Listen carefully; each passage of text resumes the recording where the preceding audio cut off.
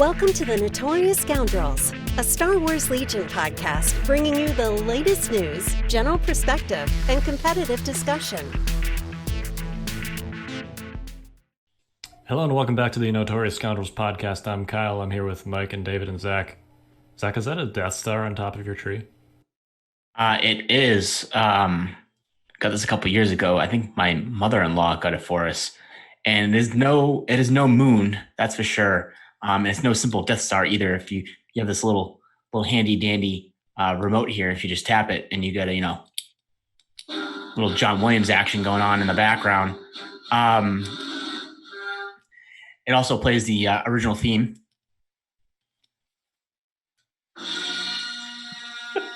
So as you can tell, in the hands of an adult, it is controlled.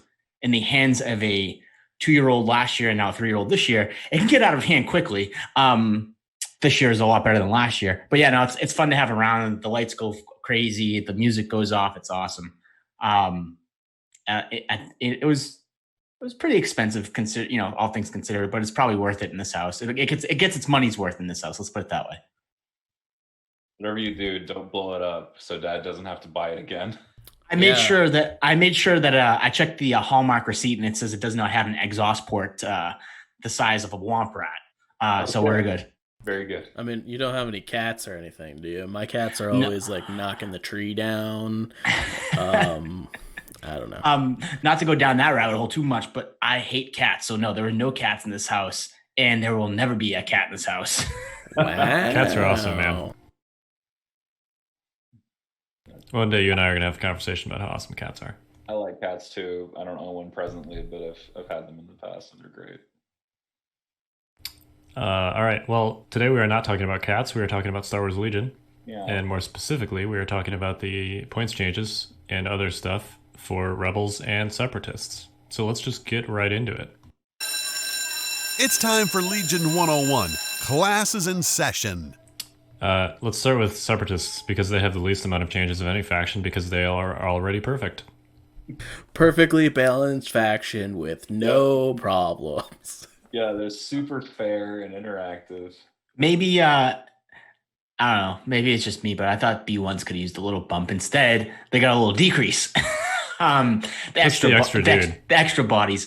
I think, jokes aside, I think that this speaks volumes to I'm going to call it the internal balance of the droid faction.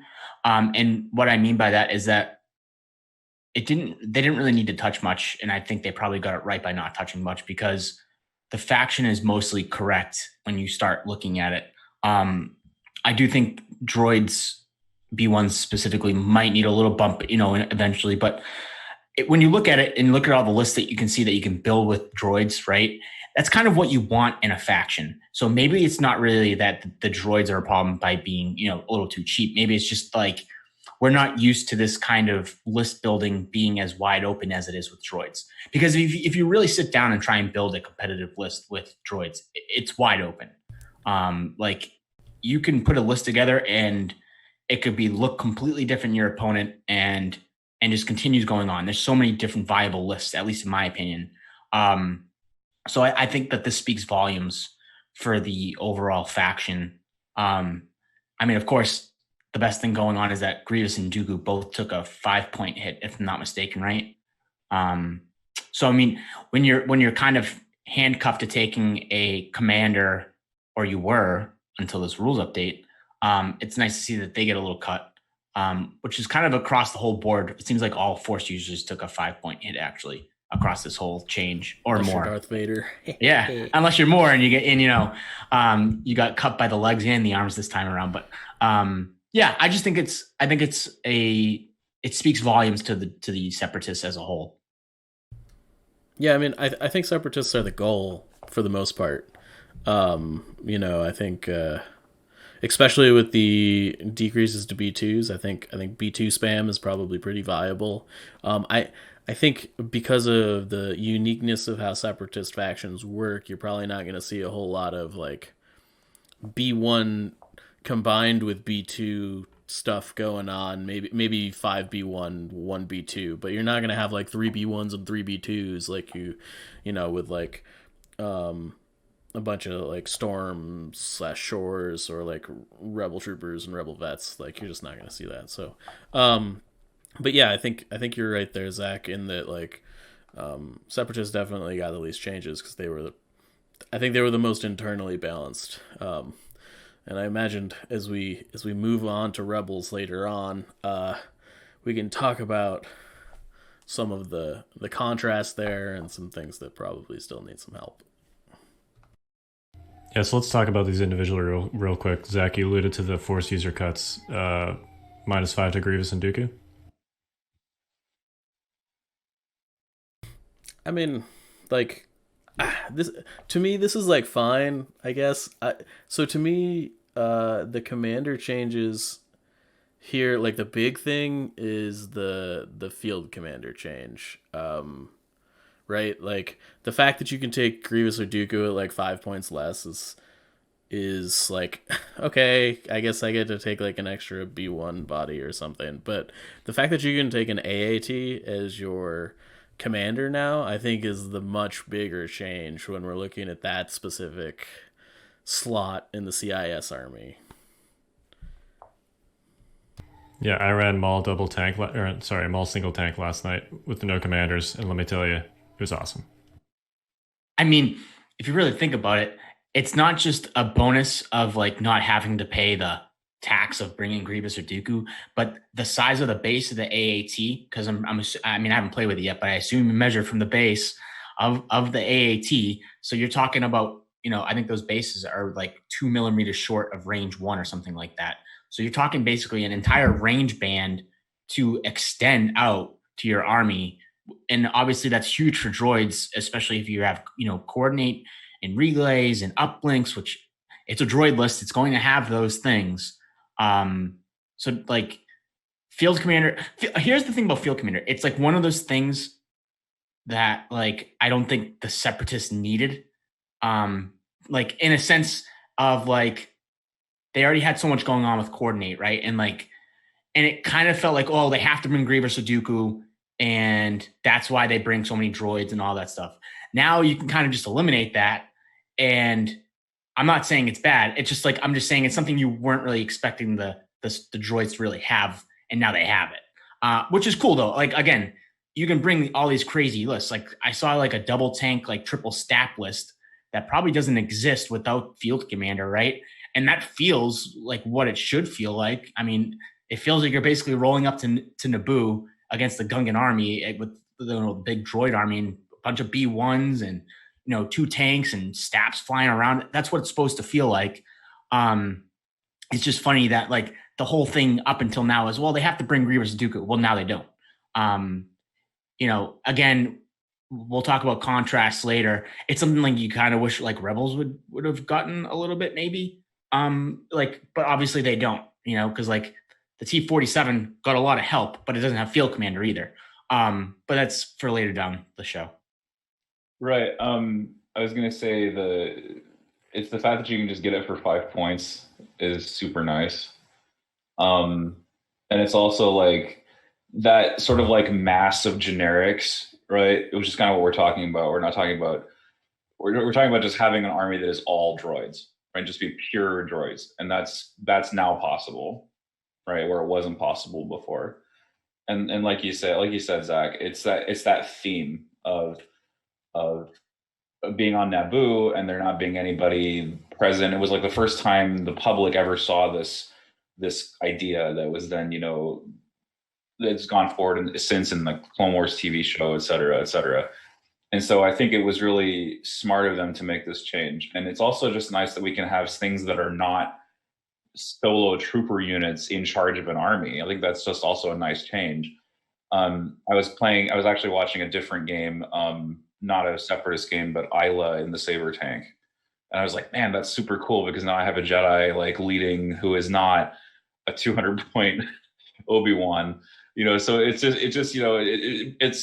it was a necessary thing. It opens the field up a little bit in terms of balance. It's really, really cheap and it's super effective too. I think it was a good change. They may not have needed it, but I think for theme reasons, it fits really well. Well, and it's worth noting, like, yes, it's 5 points for the upgrade, but it's also, 170 points for the tank in the first place, right? So it's not like it's quote unquote cheap, but you have to buy the tank in the first place to access the 5-point upgrade to make it a commander, and it's still more expensive than the other commanders. So, right. Well, I have zero sympathy as a rebel because of Operative Luke, but go on. you know. Yeah. Well, Operative Luke also got cut, which we'll get to. Well, good. I mean, I don't know, man. He's pretty busted. I also think he's really good. If there's a faction where you're taking a commander and an operative almost every game, it's rebels, right? Like that's just what they do. That's true. Yeah, that's just what we do. I mean, to circle back to the 5 points, what you're essentially doing, and I get that what you're saying, Kyle, because it's attached to a 170 point unit, but you're basically spending 5 points to not spend another 170 on Grievous, right? You're spending an extra 5 points to bring another tank, to probably bring another tank. Yeah, sorry, go on.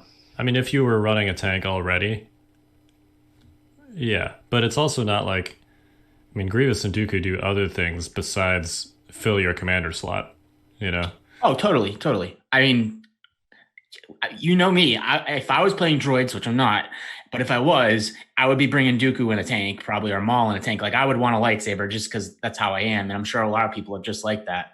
But the option's there to be like, nah, I don't need a lightsaber. I just need these B1 meat bags, these 2 AATs, and whatever else I can fit into it.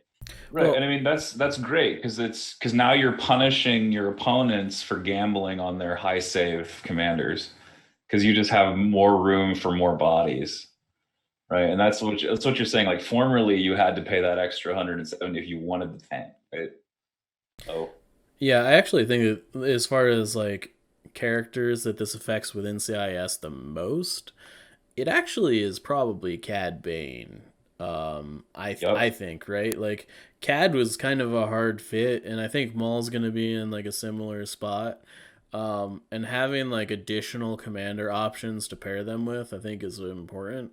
I expect them to get a lot of help when we see the generic come out just because of how cheap it is, but like, there was no way that you're really gonna fit like a tank, Grievous, and Maul in the same list and like really have it be super competitive, I think. But you definitely can do tank Maul, or tank Cad Bane. Like I think that's definitely fine. Yeah, you sort of like start to see a move away from aggressive tactics, this sort of like, I'll be Christmassy North Pole that everything's kind of centered around, has been aggressive tactics in like every single Clone Wars list that you can make. And now we're finding other ways to go here, and we're sort of like divorcing the sort of quote unquote need for aggressive tactics, both with the point boost and with the change to field commander. And I agree with you that it's going to help operatives out the most. And just like this is helping Cad, Isla was helping Padme as well, because the lists I see are a lot of Isla Padme, specifically because Padme and the tank have a really good synergy. But yeah, it's nice to have this extra hit at least before the generic commanders drop, and we get sort of a preview of what list building might be like in the future when we have access to a generic version of the clone commander or the droid commander. So it's worth discussing some like nuances of how field commander works. So the tank does not actually become a commander rank. Basically, if you take a field commander upgrade, it absolves you from the minimum 1 commander. You do give it a commander token to designate that it can essentially issue orders, and it also has a courage bubble, which is a courage 2 courage bubble, basically, that other units can use like a commander bubble. There's one sort of important language nuance in there. The field commander courage bubble appears to be like immune to war weary. Because War Weary specifies that your commander's courage bubble is reduced, and the field commander tank is not a commander; it's a tank with a courage bubble. So, so whether that's intended or not, I'm sort of okay with it, because like if if anyone's not going to be war weary, it's the guys that are rolling up behind the tank, right? Right. I don't know. There's a thematic defense for it. It's just it's worth pointing out, because if you are running a tank field commander army, 100% of the time you should have war weary in your deck, because you're literally immune to it. So it's not even like a Republic list that has a bunch of phase 2s in it. Like you're straight up immune to it. So yeah, include war weary if you got a tank. I'm super excited about it. It definitely makes AAT and Saber lists more interesting, and opens up some good design space. So let's talk about Droidekas minus 20 points. Good change. There's the camera.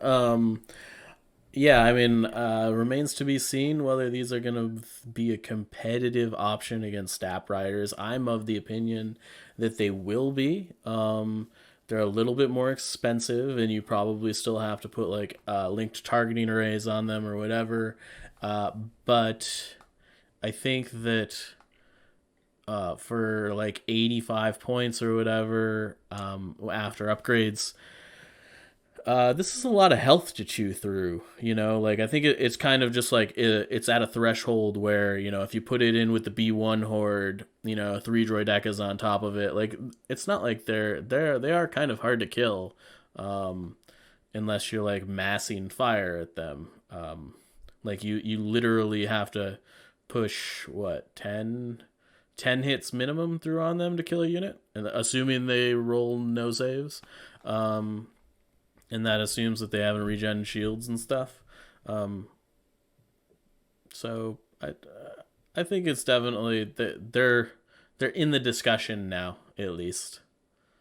Something that Droidekas have a distinct advantage at doing is being able to physically block certain models. So there was a period where a lot of folks were saying, like, let's use Droidekas to block our B1s from Tauntauns or things like that.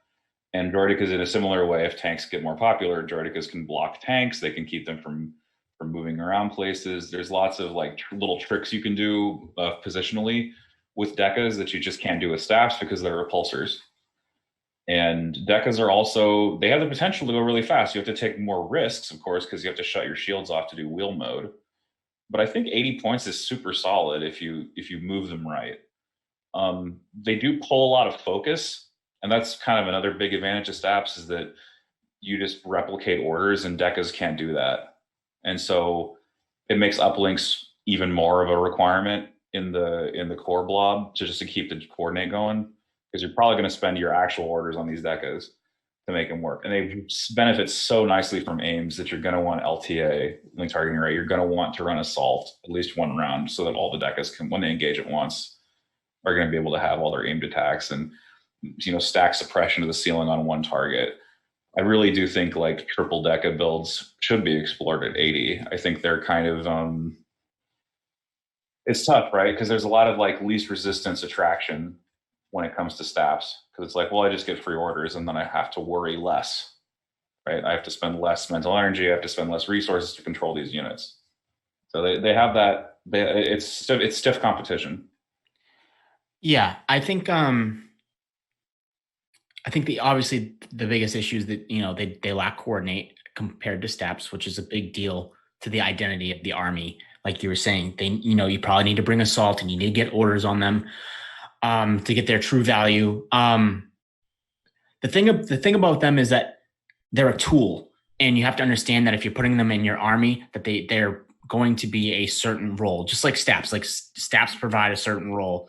Like staffs are fast flankers that can do some work on your opponent's back line while the rest of your army is doing something behind it, right? Wheel mode, I think everyone kind of forgets, wheel mode's speed 3 and it's fast.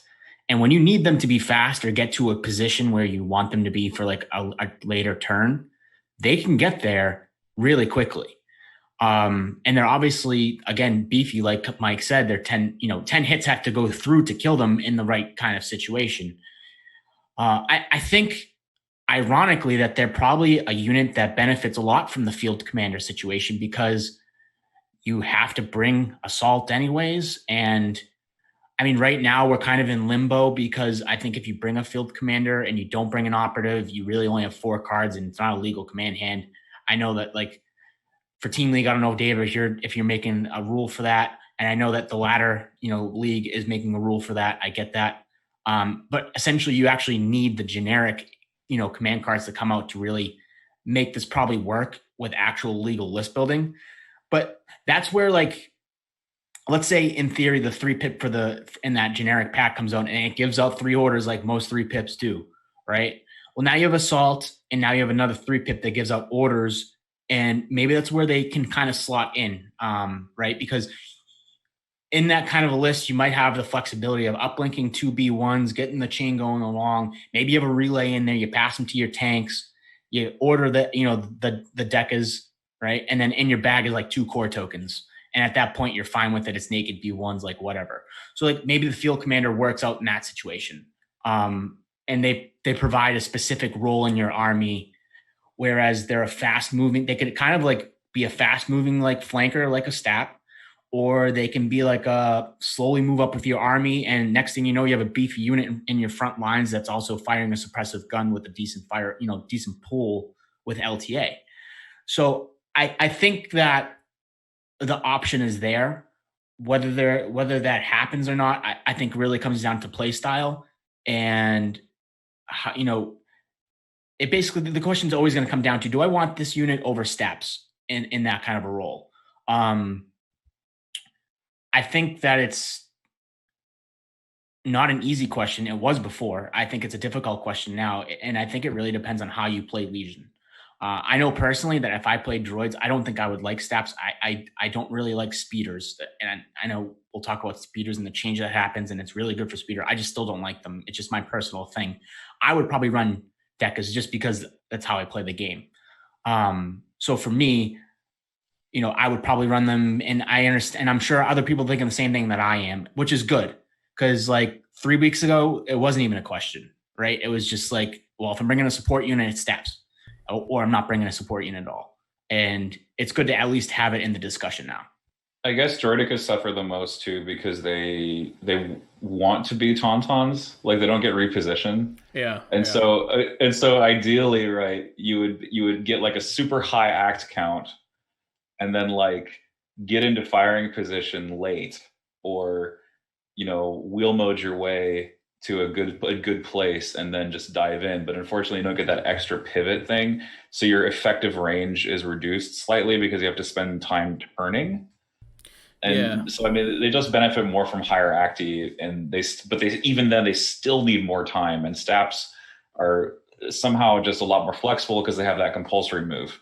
Right? I think that comes down to, I think, being really familiar with droid echoes and being able to plan ahead. I also think that it's worth mentioning at this juncture, droid echoes are definitely the best like support unit in the CIS arsenal against ARC troopers. As far as like being able to shut down piercing crits, like there's really no other options. 4 shields is a lot. And so that's just something to keep in mind. Like, the dodge tokens on the Staps don't really do anything. And so, and like the droid snipers have kind of, I don't know, they haven't really had a heyday, at least, not to the extent that we expected them originally to be. So I think droid echoes are in kind of a unique spot where they can kind of, maybe the meta is right and now their points cost is right. I think they've got some room. So yeah, Droidica's TLDR, more durable than Staps, slower, slightly more expensive, not as order control friendly, but definitely significantly more durable. Some niche uses like blocking. So yeah, maybe something to explore a little bit. 80 points is definitely much cheaper than they used to be. So all right. So you guys alluded to the compulsory move change. Let's talk about that before we move on to B2s, because this does affect probably Staps the most, simply because Staps were previously the most competitive speeder unit. I think you could put T47 in that conversation now too, but let's talk real quickly how this affects speeders in general. Did you just sideball T47 as the best speeder unit in the game? Like, what was that? At least in the conversation for a decent speeder unit or a good usable speeder unit. Okay, that's vastly different than most competitive speeder unit. Yeah. I just wanted to clarify there because that was definitely like curveball in there. Just like, I mean, for real though, T47 did a lot better. T40, yeah, it really did. We'll get to that when we talk about Rebels, but let's talk about how this affects speeder units in general real quick, the compulsory move change, because this definitely affects Staps, who were already a very competitive speeder unit. Yeah, so the short of it is you get to choose to take your compulsory move at the start or the end of your activation, which is super handy if you didn't want to move before firing again.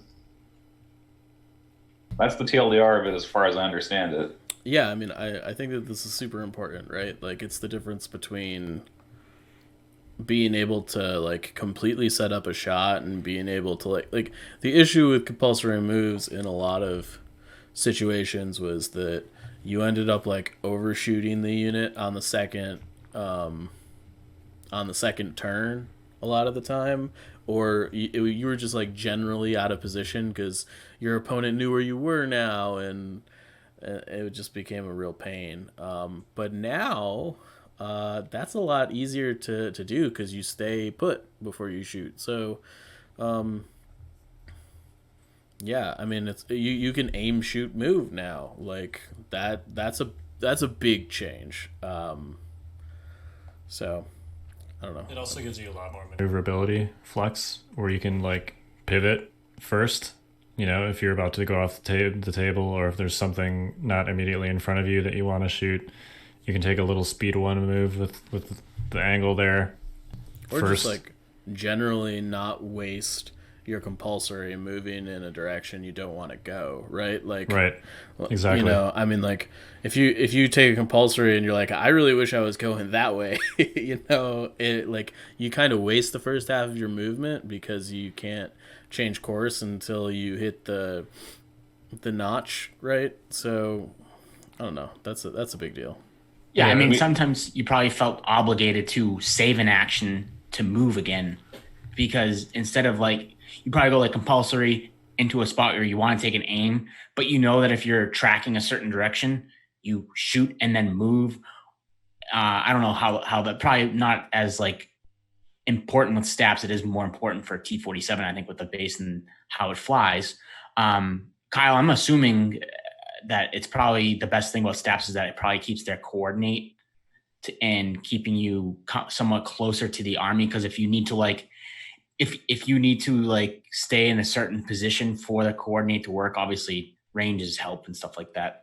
You could obviously save it and go, you know, aim, shoot, and then like take like a hard L if you have to. There's a lot of different things you can do. I mean, it's awesome. I mean, that was my biggest gripe about Speeder, and now it's gone. So this makes Wedge mandatory, by the way. Like you're never not taking Wedge now. He's also only like 1 point now. Right? Yeah, he's also 1 point because they took him down to like a cost where he's crazy good now, and because you get to choose the timing of your compulsory move, you can like pivot for free. So you get to aim, shoot, pivot, and then run the direction you want to go. So Wedge is just super good. You should always take him, basically. But we'll probably do a full thing on the T47 later in the show. Yeah, so let's move on real quick before we finish Separatist to B2 Battle Droids. Scary points reductions here.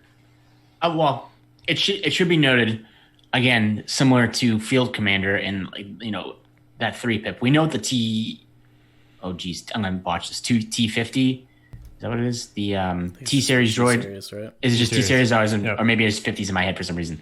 55, I guess, for what it is. But we know that you can slot it into B2s, right? And essentially take away, you know, the AI attack, right? Is that what it does? Yeah, so off the top of my head. we don't know what the actual commander unit does, but the personnel upgrade was spoiled at Gen Con on one of their streams, and basically it's 18 points, throws a red dice at range 3, removes AI, and also gives you a reliable. So all of those things are extremely useful for B2s specifically, because they're vulnerable to AI because they don't have coordinate. They don't surge in either direction, so the reliable is just free gravy there.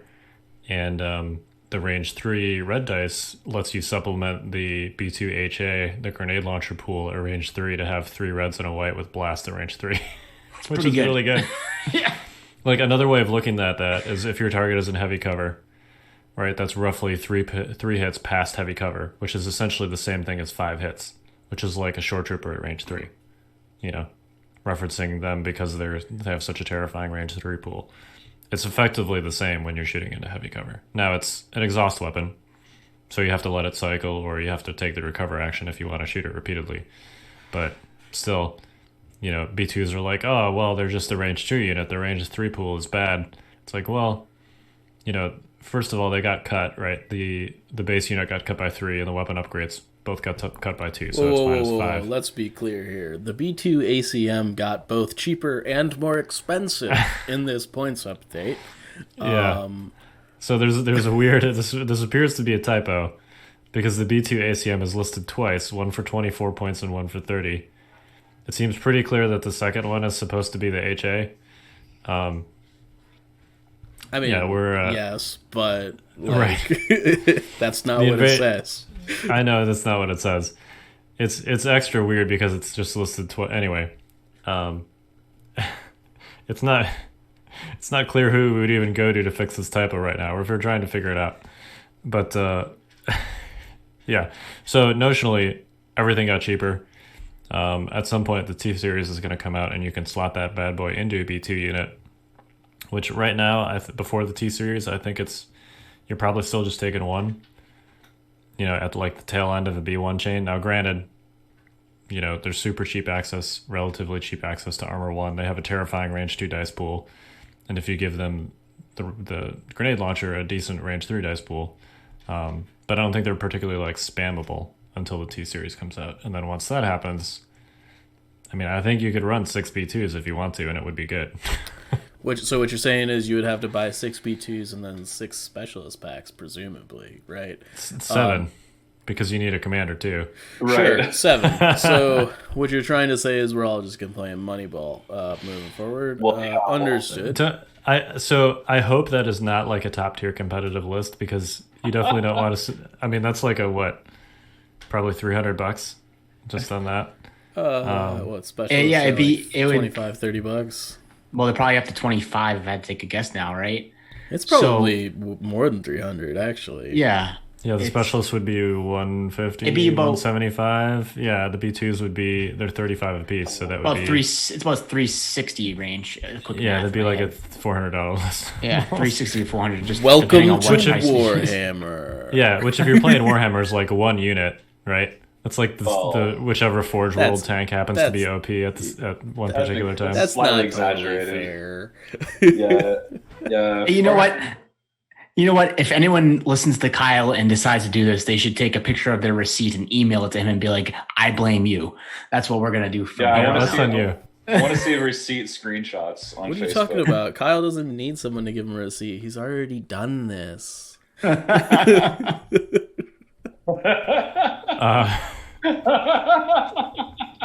Don't tell them my secret strategy for Worlds 22. I think the number I've settled on when I've been like theory crafting is actually 4, like 4 B2s and then 2 B1s, just because I really like them all, and you can actually like still get to 10 activations with 4 B2s, 2 B1s, Maul, the T series, who we don't know anything about him except that he's 55 points, and then like the Sith probe droids and 1 BX strike. That's 10 activations. You can have 4 B2s with the T series and the grenade launcher, and save $105. There's your Cyber Monday sale.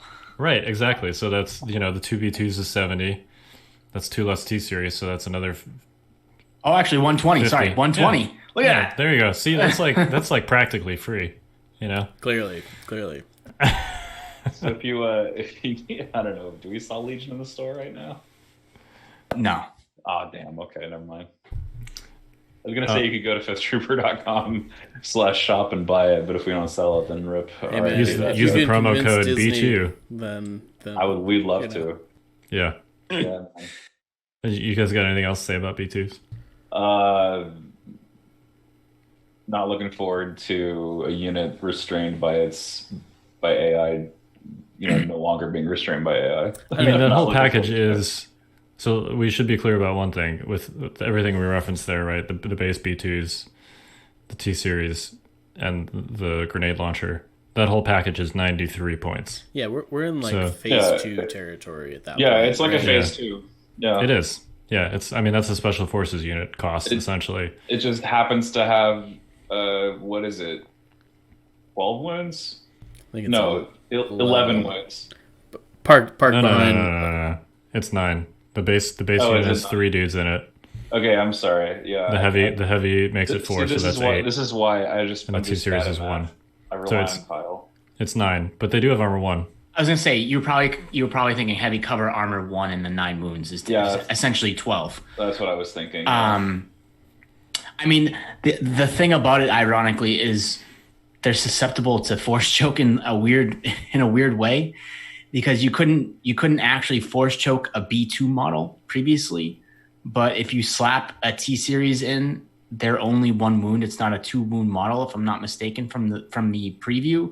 So you could actually choke the T series droid and it will remove a B2 body, because the leader, the T series, the leader of the unit.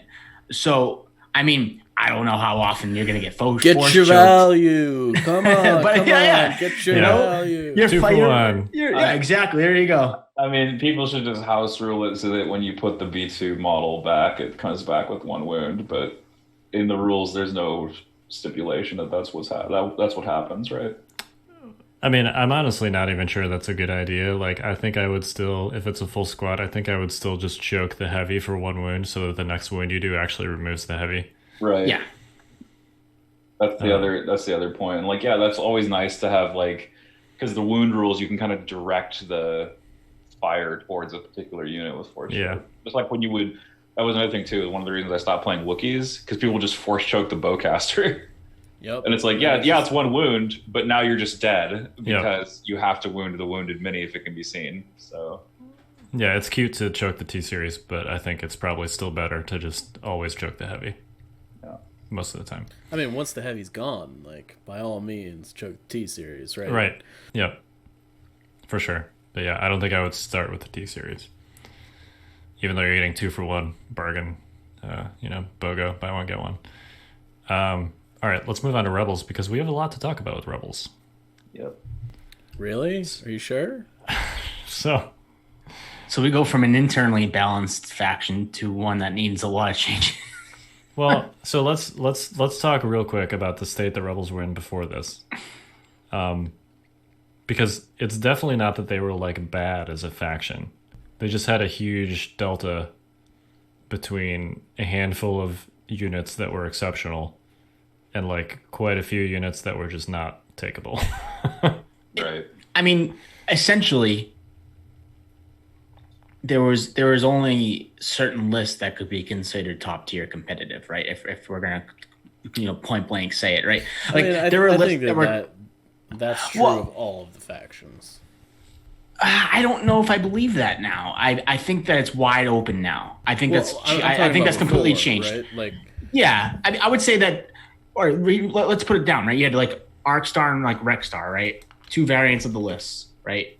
But Imperials kind of had to work with what they had. Imperials did not have a competitive list. It's okay, you can say it. But droids again, to kind of go back on droids, kind of had a little bit flexibility, and then Rebels basically were Luke Cassian. Let's be real. I don't know if anything else was really super viable for Rebels. We're talking about post standby sharing, right? Well, no, because otherwise Tauntauns are in that conversation too. Right. Sorry. When it was still going on, standby still going on. Luke Cassian was pretty much the only thing that I could think that could hold a candle to clones and droids. Yep. Because the thing about Rebels was that they were always fighting against other Rebels, always fighting against Imperials. They had to find a way to be good against clones and be good against droids. Cassian and Luke and the army you could put around them kind of did that. Obviously, Mandalorians came out. That kind of helped. But at the same time, there was still a range 2 unit. And then now the standby's gone and droids have a lot of bodies to deal with. These points drops across the entire faction help that out, because the thing about Luke Cassian, as someone that loves that list, is that sometimes you lack the true raw firepower to deal with droids. And I'm kind of like honing in on it because we're kind of talking about both factions here. But believe it or not, Luke Cassian they were very good against clones because of the amount of pierce that you had, especially long range pierce, right? But what kind of like lasts at long range pierce? B1 droids, right? And the issue with that list is that you'd have to either decide to put in heavy weapons or medical droids, and you kind of had to like fluctuate with how you wanted to do it. And you had your 2 core pieces, which is the Rebel identity, really, is right. You have your heroes that you kind of plug and play. But now, with everything that's kind of changing here, which is a long list of things that we'll get into, it opens it up in a lot of different ways. Like Rebel veterans got a massive change. Like the T-47. I mean, Kyle, you'll take us through them all as we go through them. But you're not going to see these changes and say to yourself, well, I'm going to bring Luke Cassian now. You're going to say to yourself, well, I'm going to bring, it's the Wild West. I don't know what I'm going to bring.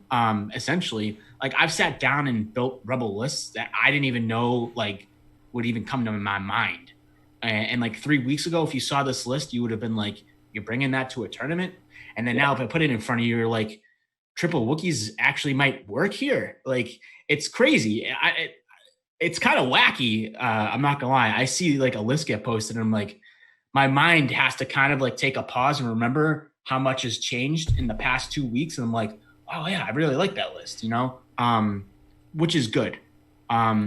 Whether it's good that they needed all these changes is another story, but I'm glad that we're gonna probably move away from cookie cutter Rebel lists, which was for the longest case. I mean, I say it was Luke Cassian, but before then it was really, I mean, how long did Leia Luke run the Rebel meta? Really? Yeah, it was the list for like a year. They're basically the same thing. Just Cassian can shoot for 6 turns versus Leia getting her 1 coordinated and then, wait, till shoot round like 5 and 6. It's basically the exact same list. It's just, you can shoot more. That's all. Yeah. I mean, I think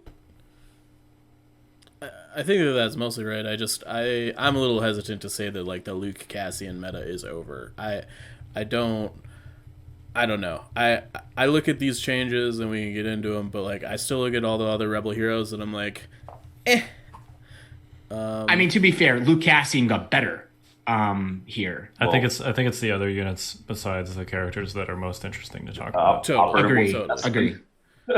So let's just roll through these, and there are a ton of changes. So why don't we kind of hit these like, a little bit like a ESPN sports show, and try and just like super quick hits on some of these. Kyle's trying to get to bed.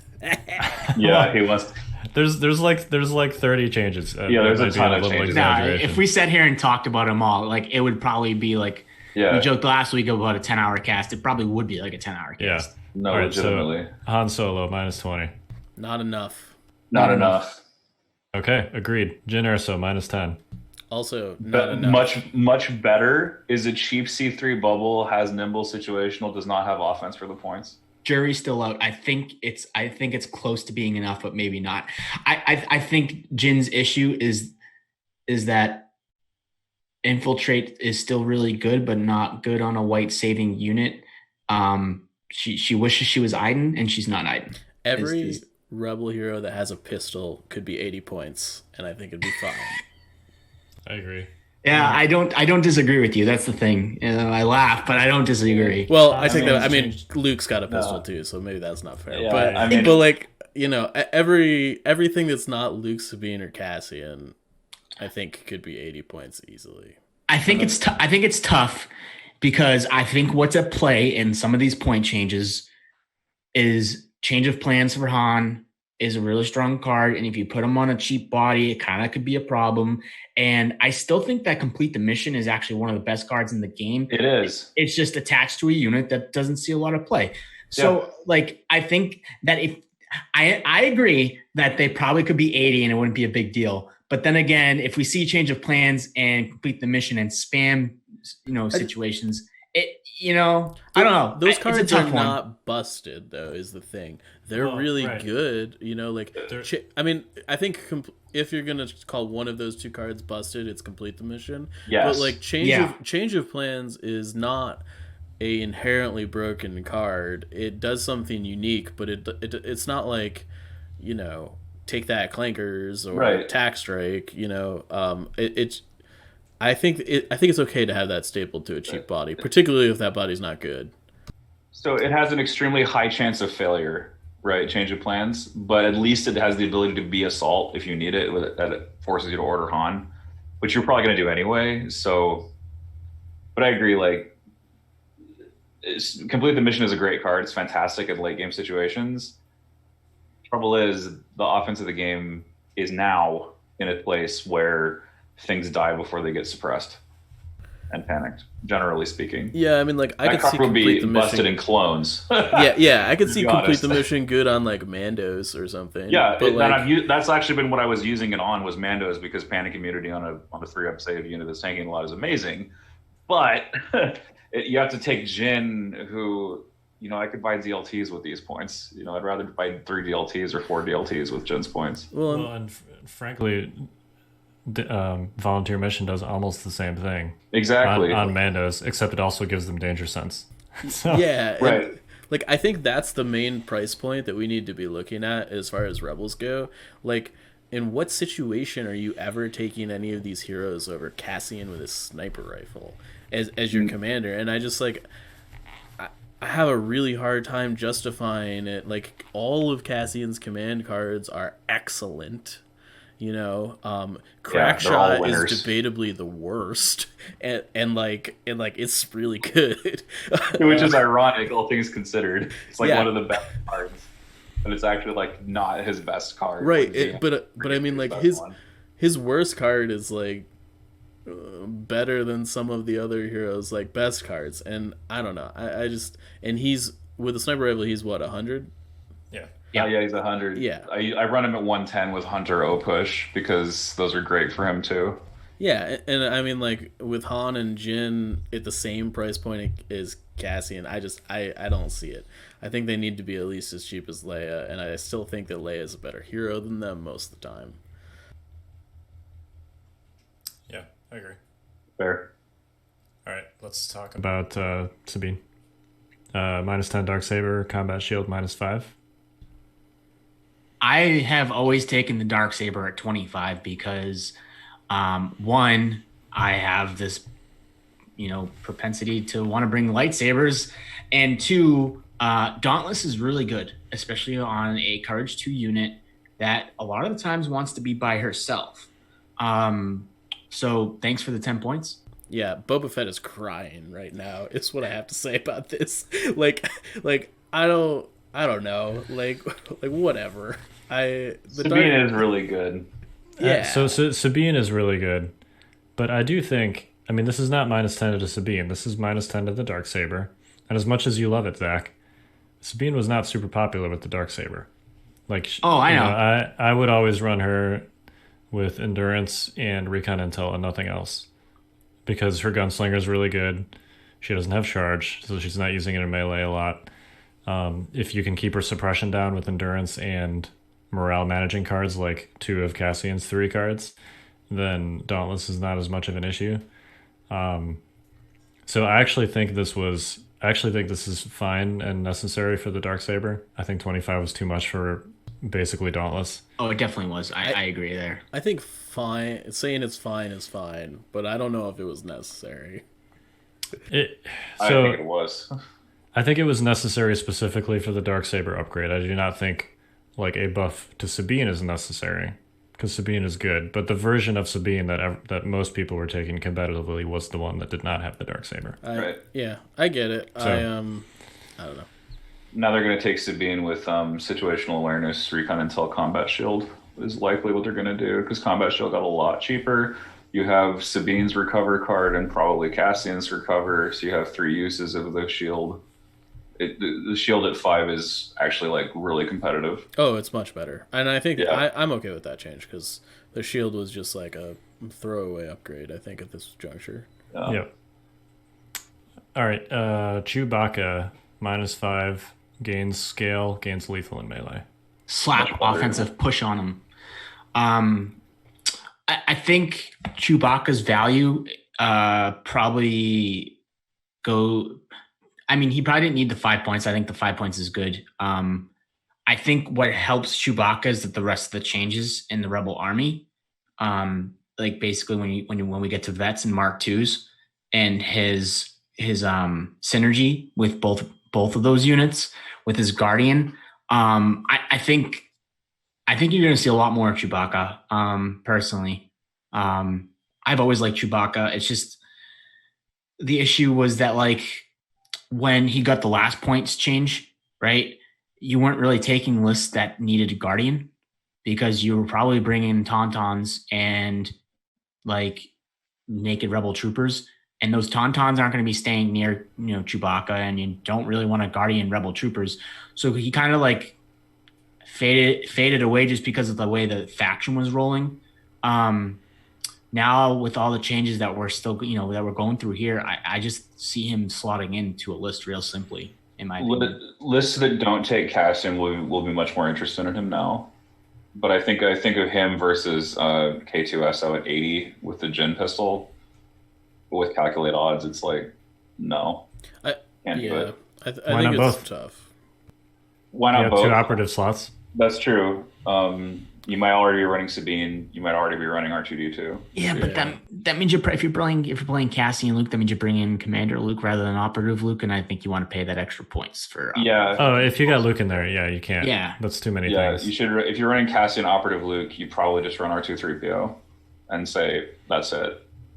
And you run a medic, and you don't run Chewie. But I think Leia gunlines, which got a lot better with the core buffs that we're going to talk about in a minute, are going to be very interested in taking Chewbacca now. Speaking of R2-3PO, +10 R2-D2. I actually think this is mostly negligible. Yeah. As opposed to what we talked about last week for the Republic, I still think you're slotting in R2-D2 wherever you can. Mainly because Rebels always have the points to kind of get him in there anyways, and he fits their identity way more than he does Republic.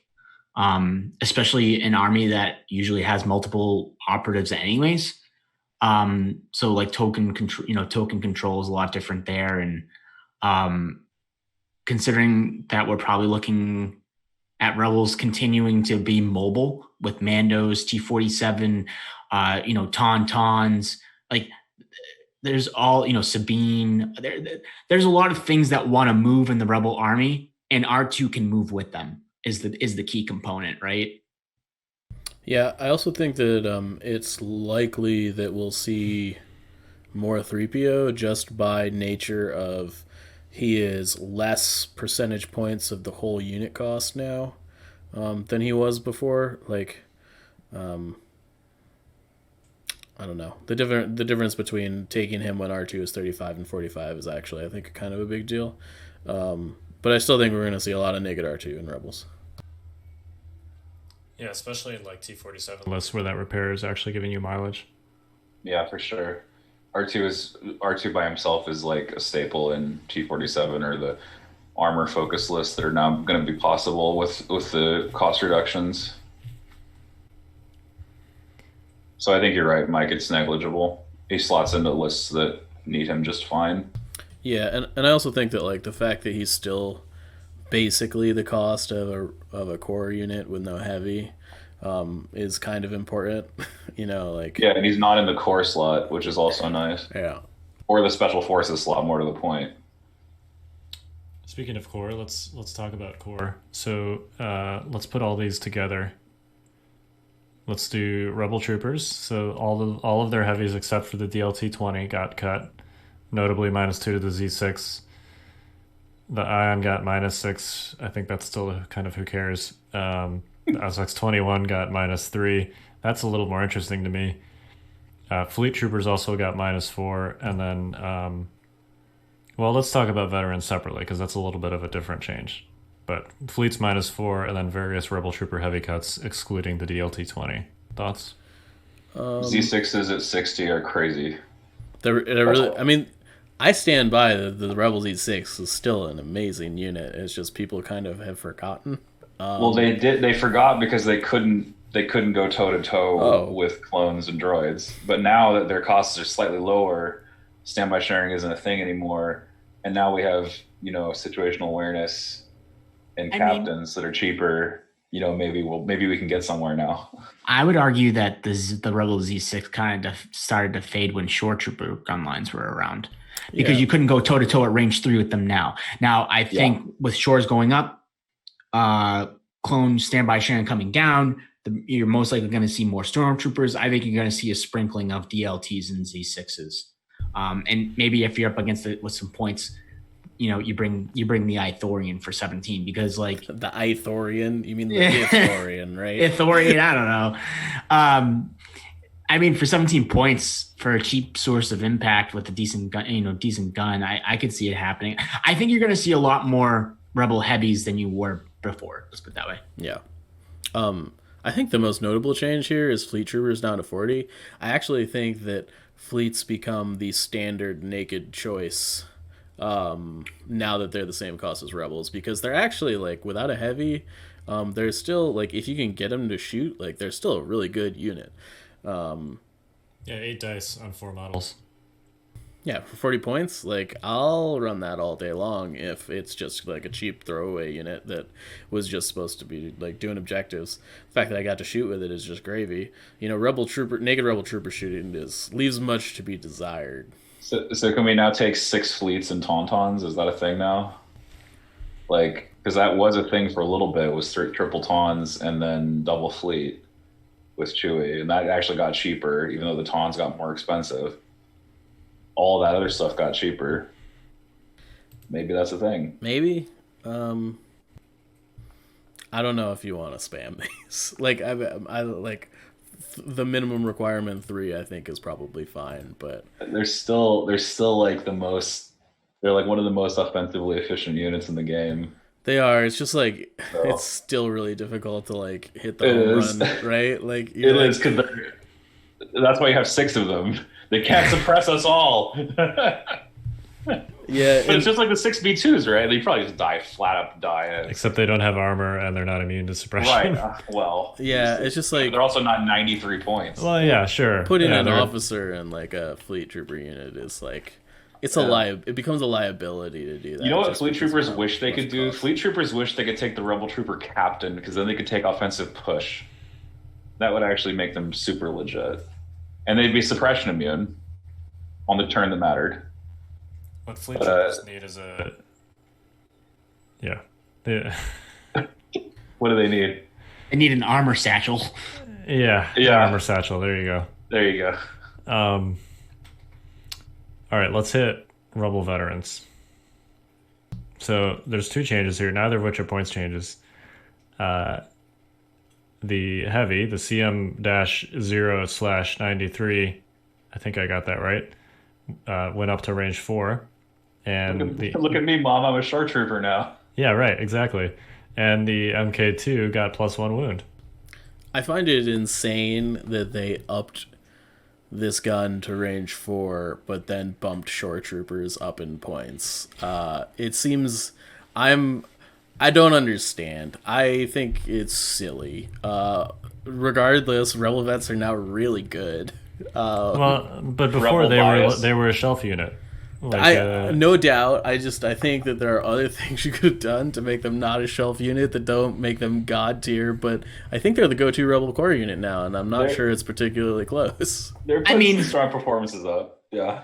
It should be noted that they were only a shelf unit because they were expensive. That doesn't mean they weren't good. They were actually really good. This makes them very, very good.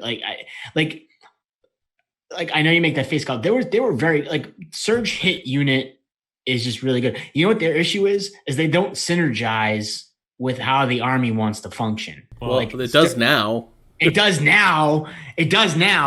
I have a nitpick here.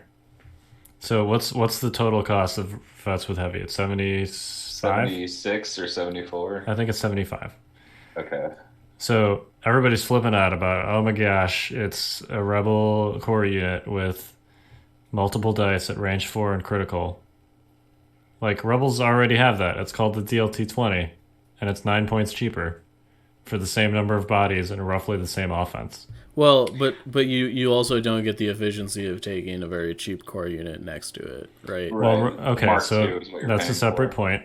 Well, it's not fair. Really, though. It's like the fact that those two things, like, it's an efficiency package, like right, like what Zach was saying before, and the in a vacuum, and I think, like, you can talk about all units like this, like, if you take away the points cost and just, like, look at the unit, right, like, and say, okay, this unit is good, but, like, once you attach a points cost to it, like, whether a unit is good or not is irrelevant, because the things around it matters, and the points cost affects what you can put around it.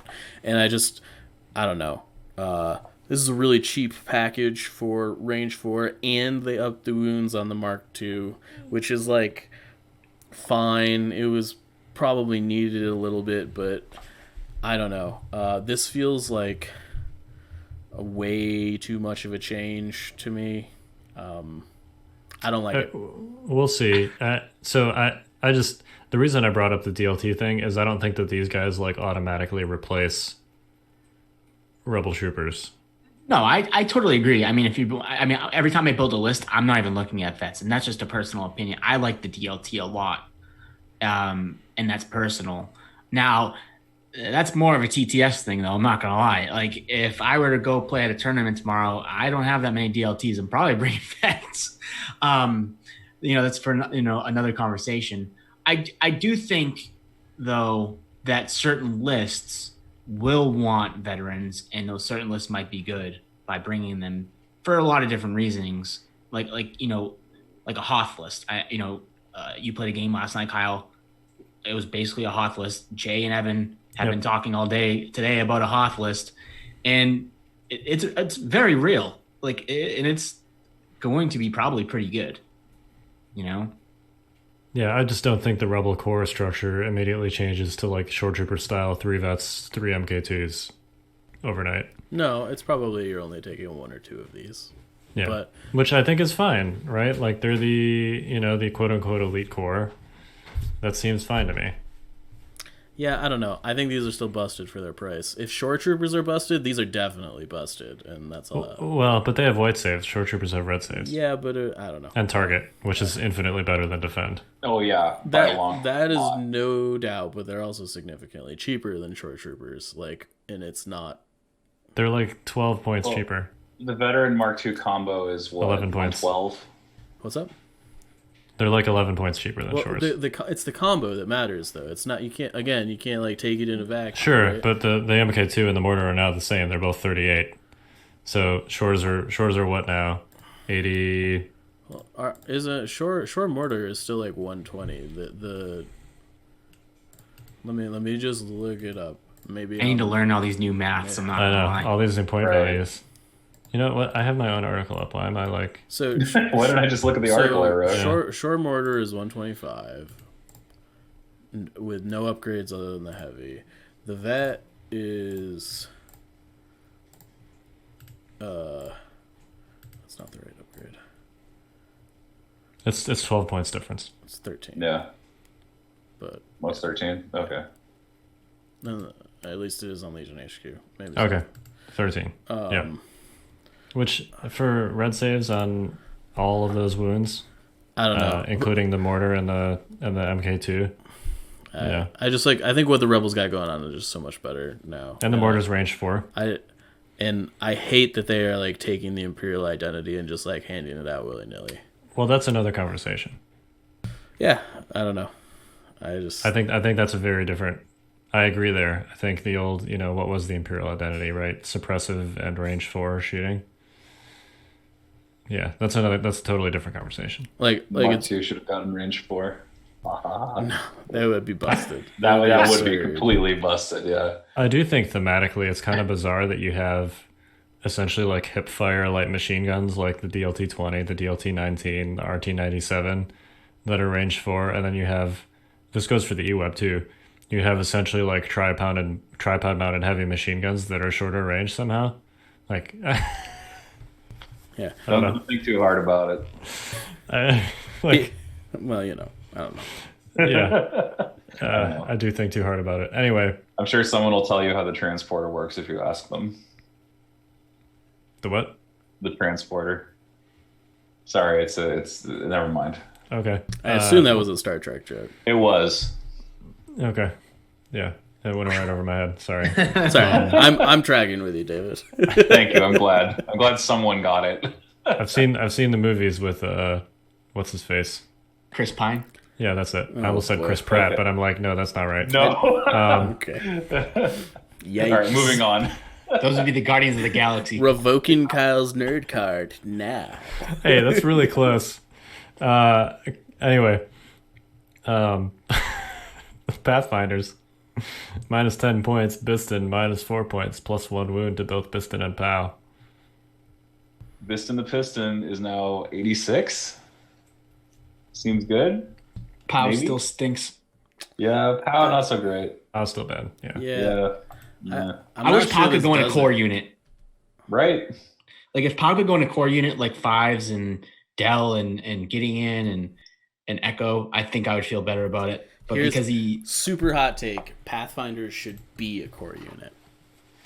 I kind of agree because the issue with Pathfinders is that they're getting this cut while Wookiees are getting better and Mandalorians exist. Yeah. Because I think I'd rather take Wookiees over Pathfinders. I mean, if I'm being honest. And you still can't really spam Pathfinders because they don't have a generic heavy option. Yeah, I wish they did. That feels like, I think at the time it probably felt like it made sense, but I think as the game has gone on, it doesn't feel great. It doesn't. Like, I just want like a Z6 that I can give to Pathfinders. Or like, you know? I would just like to be able to take Bistan twice. Like, right. I don't know. Like, I just don't want to, like, you basically can only ever take one of these because POW is bad, right? Yeah. You're taking Bistan Pathfinders. And you can't take them naked because you're giving up a special forces slot for naked infiltrate. I think that's actually okay, to be honest. No. I mean, they're if it wasn't taking up points more than a strike team. I know, I get it, but I'd rather take Mandalorians or Wookiees at that. I'd rather spend the extra points on my special forces than spend the less points for like a naked 4-man squad that's gonna melt because, I mean. Again, to bring you back to the point, if they were core, that'd be great. I would pay the 68 points for naked Pathfinders infiltrating, but because their special forces slot is the key there for me. Yeah, it's tough. It's tough to compete with Mando's, Wookiees 2.0, and strike teams. Well, I do think that it's worth mentioning that I think some Rebel armies are going to start skimping on special forces slots. Like, I mean, Mandos and Wookiees are good, but like if you're running like double airspeeder, like running a naked path, I think becomes a lot more reasonable. I think it's interesting, potentially. I also think if you're gonna take Ion, this is the best way to take it. I mean, that's because it's free. You don't really care about it. I mean, he's got a great pool. They infiltrate, so. All right, speaking of Wookiees minus 6, Bowcaster minus 3. They gain scale and duelist. It's an exceptionally good change for them. Having Pierce as a unit keyword, having 2 training slots, and now being like, I think I saw the math, they're actually the most like point for point powerful melee unit in the game that Rebels have. So Wookiees at 110 with like O-Push tenacity are doing some insane damage. They're just fragile, they have no save. You kind of need Guardian or some trick to shift the wounds around to get them in. It's tough. And like on open boards, they're really vulnerable. But I think that change was necessary. I think they're actually competitive again, which is nice because they're beautiful sculpts, and I love to see their sculpts on the table. And I think they could be successful. They bring two tools that I think are important going forward for the Rebel faction. A source of pierce, whether that's in melee or in shooting ranged. Those are good, especially like when you think about it, right? Like clones again, or red saving armies. You have the bowcaster. Obviously, you could take a pot shot, but obviously, if you get the range 2 with them, which is a lot easier with scale now, and to do it safely, I should say, Pierce is really good ranged. The other thing that I think is good that I've circled on now a couple times is that they have a really good, reliable dice pool, both in melee and ranged, which is really good against droids. So where the Rebels were kind of struggling, which is against clones and droids, the Wookiees bring two tools that are really good to fight both armies. So they're kind of like a tool, like kind of like the linebacking tool that they always were, but now they actually work because the points came down, and now you kind of look at them and say, with these changes, I kind of want them.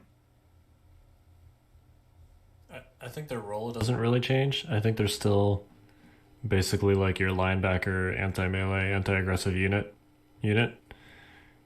I don't know that you'd want to just take a bunch of Wookiees to try and like bum rush your opponent as a melee aggression strategy. I think if you want to do that, you still just take Tauntauns. But I think Wookiees are really a lot more interesting now. As a one of the weird things about the previous Rebel meta is that Tauntauns, and we'll talk about them in a second, were most effective against other Rebel lists. But there were arguably other Rebel lists which got crushed by Tauntauns that were better against the other three factions than Tauntauns were. So you get this weird dynamic where like it's actually possible that Tauntauns are actively harming the Rebel faction. Like we've talked about this on the show before, because Rebels lack a good counter to them, whereas the other factions have better counters to Tauntauns. So now that Wookiees are cheaper and also get some nice little buffs here, I think as a Rebel you can, like if you want to run a Rebel list without Tauntauns in it and feel a little bit better about that matchup, you can run like a Wookiee unit. And winning priority is going to be super important for you.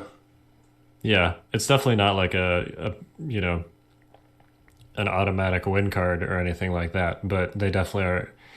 You can feel like, so as someone leading up to the Worlds that didn't happen this year, as someone that was trying to find a Rebel list that didn't include Tauntauns that could handle them, I mean, almost any list, basically, like whenever you face Tauntauns, it was deeply uncomfortable. Like, I'm starting this game in the hole as a Rebel player.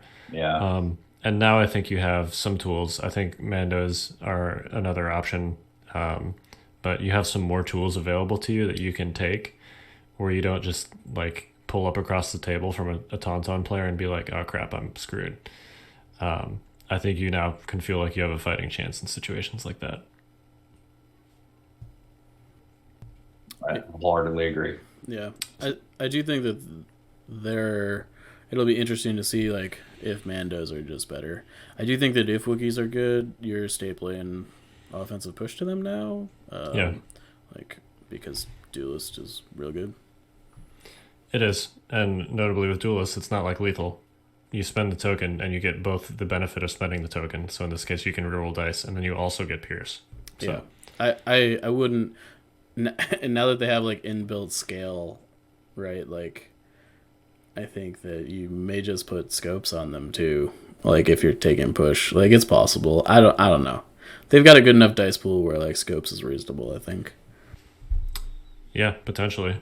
I think you probably still want to give them like recon intel or something like that in that gear slot. But yeah, I think there's a lot of interesting things you can do with them. I do think comparing them to Mandos are much more aggressive and objective focused, which is why I mentioned Wookiees as like a linebacker, defensive style unit, because I think that's where they're probably a little bit better than Mandos. But if you want a unit that is going to be like a mobile hard-hitting special forces, I think you're still taking Mandos in that situation. Yeah, I don't know. I think a lot of people have not experimented nearly enough with like a single unit of Mandos in like the Wookiee role, or like the full ARC Trooper role. Like Mandos are still really good in melee if like they have just been sitting behind a rock the whole game. You know, I don't know. I think that there's room there, and I think a lot of the Mando lists thus far have been like, I'm taking all the Mandos instead of like let's take this in moderation. I think the reason you consider Wookiees over Mandos is wounds. Like red dice do fail, and when you take wounds on Mandalorians, it feels really, really bad. You sound like you're gonna cry, Zach. Is this from experience? This seems like a deeply personal issue for you, Zach. Whereas if you take some wounds on the Wookiees, it's not necessarily, they can kind of eat them and like you're fine. I mean, it's obviously not good, but it feels a lot less weighted. It really. Yeah, I mean, you're trading some things for sure. Like they're definitely inherently different units, but jump is a big deal.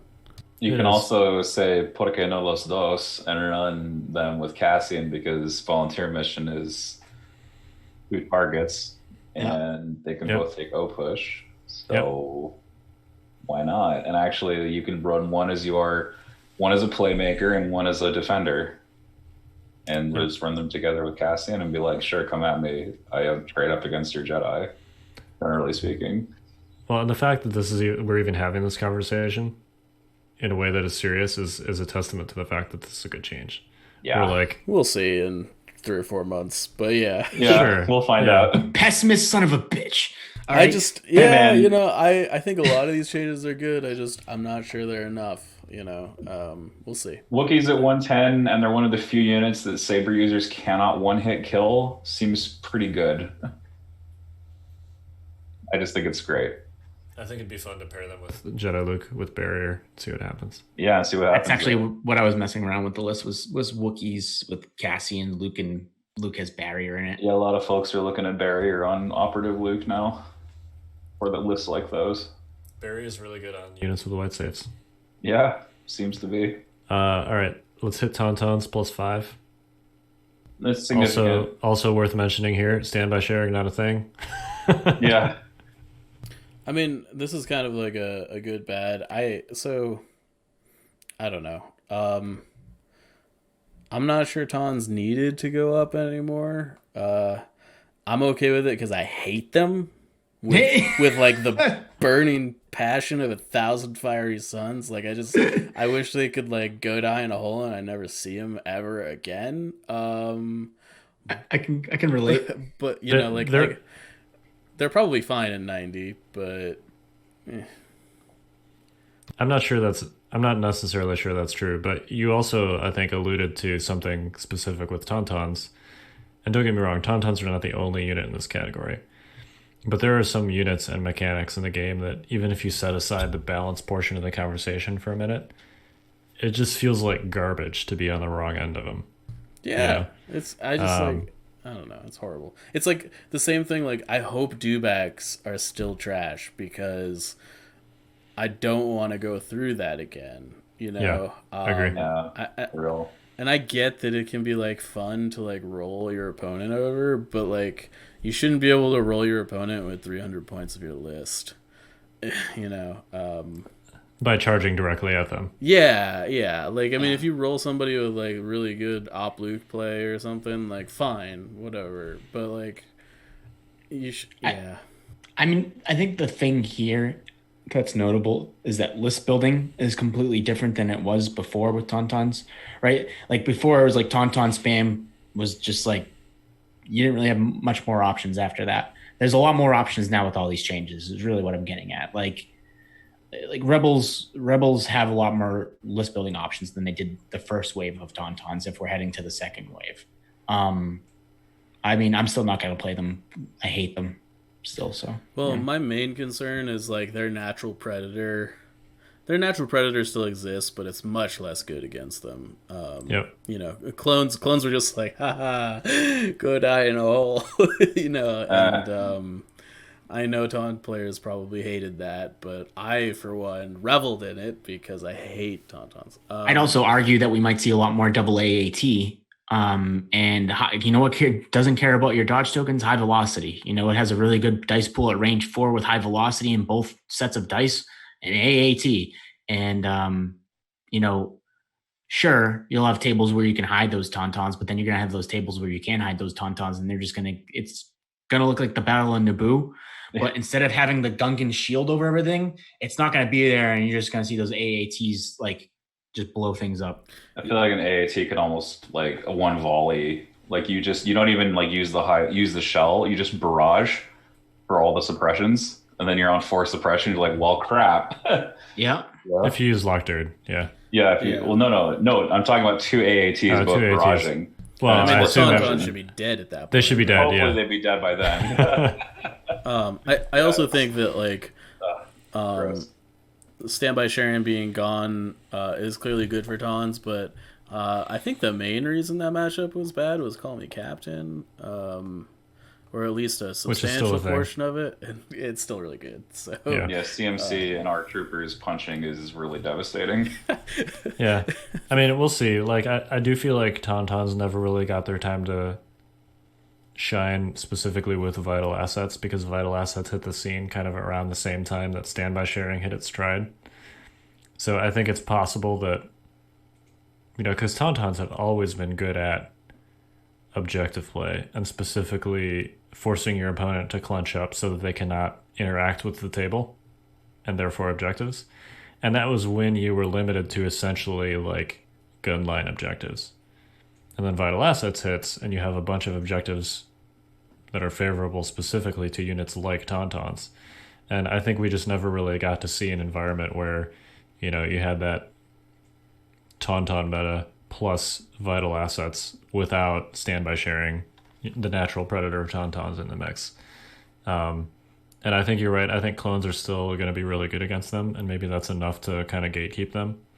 But I also think it's possible that we finally get to see what Tauntauns would have been like if you just took the Tauntaun meta and then added vital assets on top of it. I sure hope not, because it's gonna. I think it's possible. I think and maybe the +5 points kind of cuts against that, right? Because if you're running triple Tauntauns, that's +15.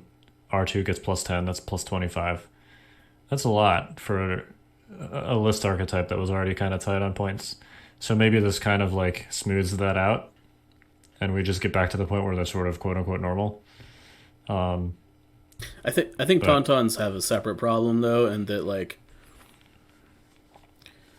you never just want one. Yeah. You know, and I think that's a kind of they've got like the speeder problem. But right, they do. Yeah. We'll see. We'll see what happens to Tauntauns. I think this is fine. I'm with you, Mike. I think if they were just deleted from the game, I would be happier. So I can't complain about a points increase. They'll never go away. Never. Yeah. Anyway, speaking of things that delete things, the T-47 Airspeeder, minus 10 points, gains surge critical. The power harpoon is free, and wedge is 1 point. Scary now, this airspeeder. Legitimately scary. Man, like, did it really need the 10-point drop and the surge crit? I don't think the surge crit is that big a deal. I know. Really? That's a huge deal.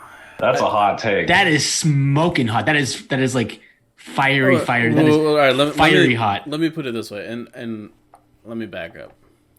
I think people who get caught up in the like surge crit thing, it might as well be surge hit. Sure, totally, but they didn't have that either. I understand. I just like I think that's a very important distinction. Surge crit, like this is surge hit. The fact that it crits is kind of irrelevant. It usually will not matter that it's a crit instead of a hit. Yes, but previously it was a blank, so yeah. I mean, it's this is a significant upgrade from that. And again, pair it with the speeder changes that we talked about earlier. Like, you can kind of pick and choose how you want to move them, which is good. And, you know, David alluded to, you know, bringing wedge and you get that free pivot. Like that's also massive. Anyone that had been flying a T-47 before these changes has one leg up on everyone else, because I can assure you that I would love to play a T-47, but I don't know if I have any idea how to play it. Well, now it's a little easier with the compulsory move changes too. So I do think first of all, I love that, like, if this makes T-47 competitive, I think that's great because it's such an iconic unit. You watch Empire Strikes Back, and it's not Tauntauns that rampage onto the battlefield to slow down the advancing AT-ATs. It's T-47s, right? So, like, I'd much rather see more T-47s on the table. And if this means we get to see more T-47s, I'm all for that. Yeah. The thing just has such raw firepower. It can really it can cleave through some of those low save units. It's definitely going to suffer against clones. But clones don't really bring impact right now unless they take a saber with an AP shell. Who needs impact? They don't need it. Have aim tokens and critical. You'd be surprised. It feels really bad getting all your hits soaked up. ARC troopers can basically kill this in turn. Yeah, full ARC troopers can just delete it. I believe in ARC sniper strikes, you're talking about 1 to 2 crits a turn with 3 different units. Yeah, right. So you can try to bleed them out, but R2D2 helps. And that's a different thing. Cheapo Astromechs help. But then we're talking about the support system around the T-47. Right. I think that's the most important thing. I think what is happening here is not so much the T-40s, like the buffs of the T-47 I think are fine. But I think the whole thing around it is a much bigger deal. Just generally. I mean, you can now essentially do like 12 activation double T-47. Yeah, and like it's not like 12 activations where like there's naked stuff running around. Right. It's like you've got DLTs and FD turrets and snipers, and I think that you can basically have like a range 4 to 5 gun line with airspeeder backup. Yep. Yeah, I mean, armor as a whole is changing because, across all 4 factions, not just the T-47, is that the stuff that, and I said this last cast, I think, is that the stuff you can insulate it with, like you're saying, means that you can't ignore the armor piece. Now, I mean, essentially, I don't think you ever ignored the T-47 because you had to kind of deal with it because it's flying in your face anyways. But the key component to all of those changes is the fact that if you do ignore it, the rest of the army is going to punch you in the face anyways, which is massive for the unit itself, like you were saying.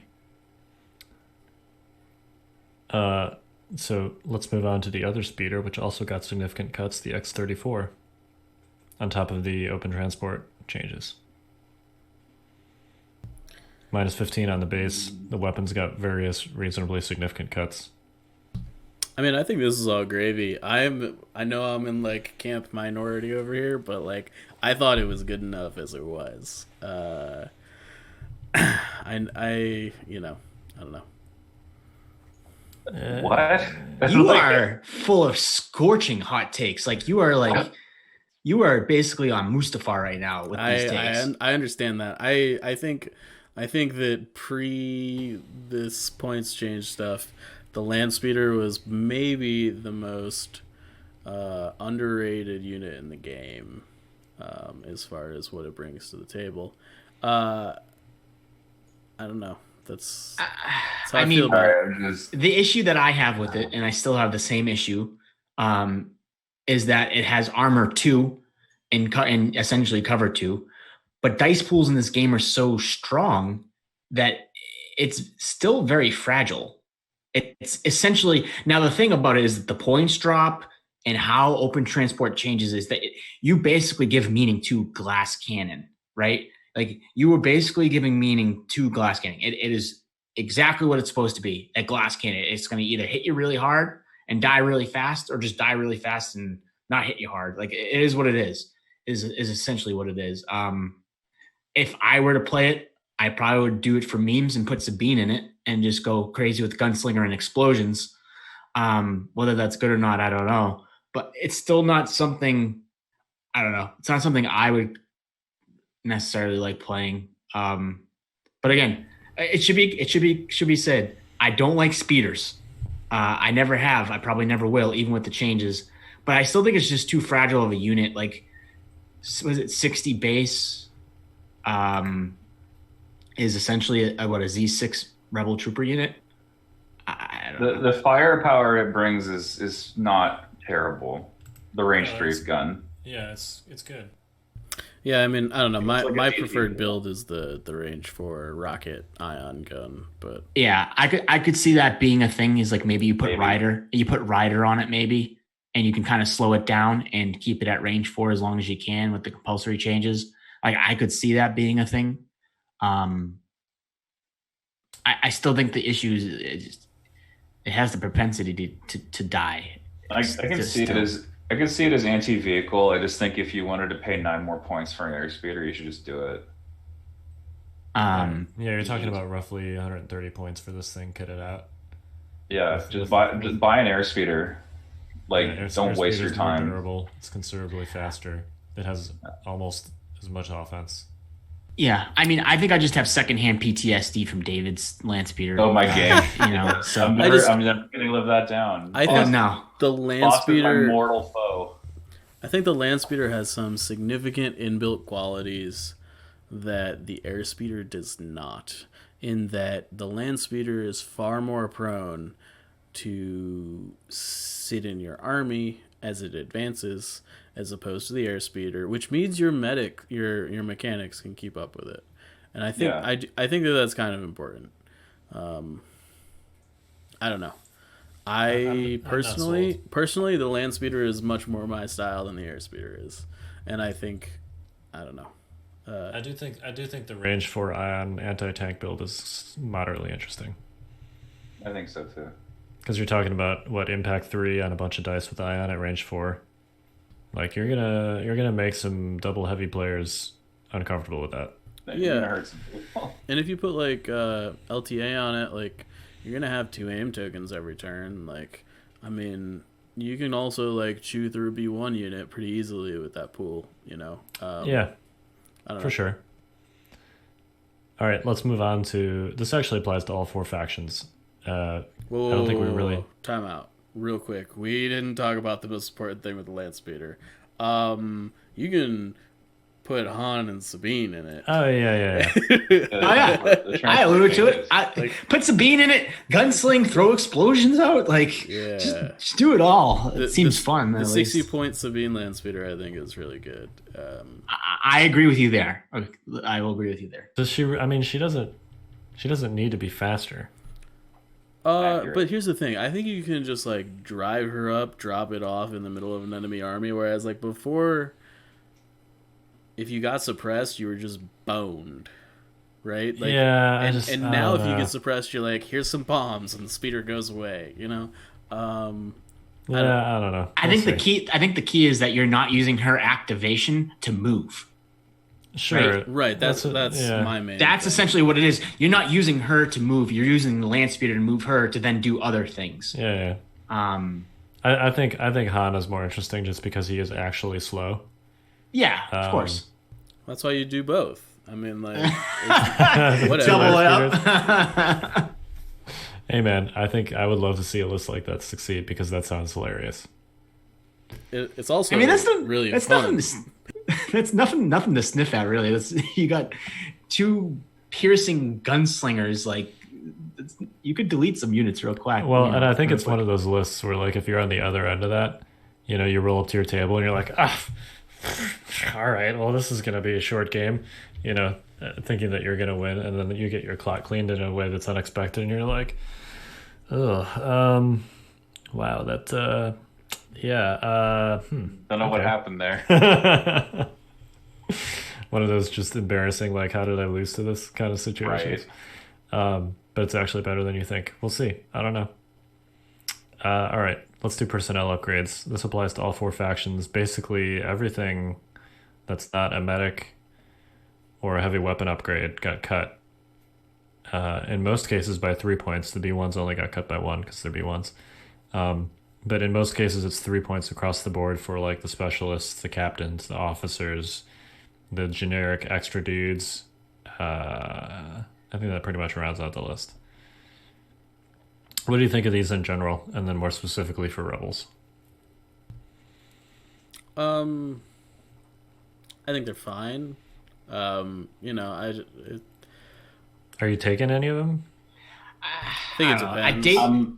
David's been flirting around with the idea, which I'm sure he's going to get to. For me personally, I think there was a place to beef up your Rebel troopers, and that was a while ago. I don't know if I feel like I would want to spend my points elsewhere, but I can understand wanting to use like the captain for like situational awareness and some sort of build that brings like covering fire or something like that. Like I could see like a Leia gunline or like a Cassian gunline that brings like covering fire maybe, and you have captains in the situational awareness and a DLT, and now you're kind of getting that free dodge and you're actually making that work somewhat.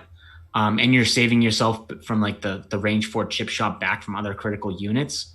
But it's a lot of points, so I don't know. It's true. I mean, I specifically think that the most like standout ones here are probably the extra Rebel Trooper for 7 points. I think that's actually really, really good because it ups you're adding a black dice and an extra wound.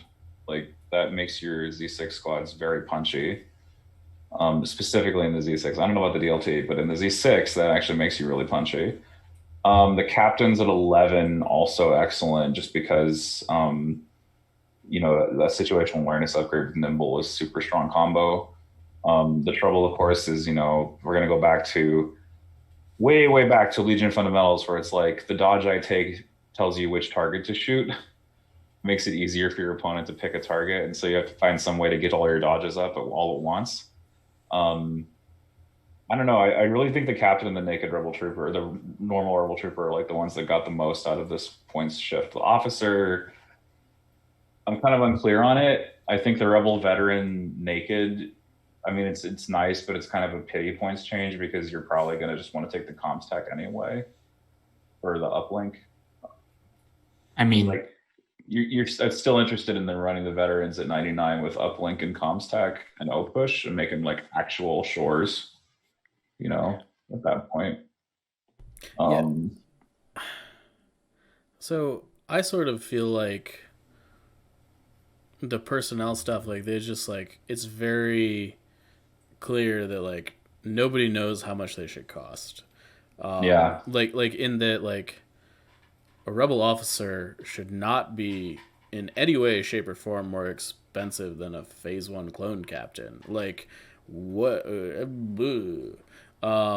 And like also like I think the Rebel Trooper captain is like cheaper than the Rebel Trooper specialist, but it's definitely better. It's cheaper than the specialist, but like worse. Yeah, like I don't understand. There's some things going on here that I am not understanding. I do think that like the generic like extra guy, just like Rebel Trooper, Stormtrooper, Clone Trooper, or whatever, is a little bit more reasonable. Specifically, the B1 extra dude, I think, is like he's what, 5 points now.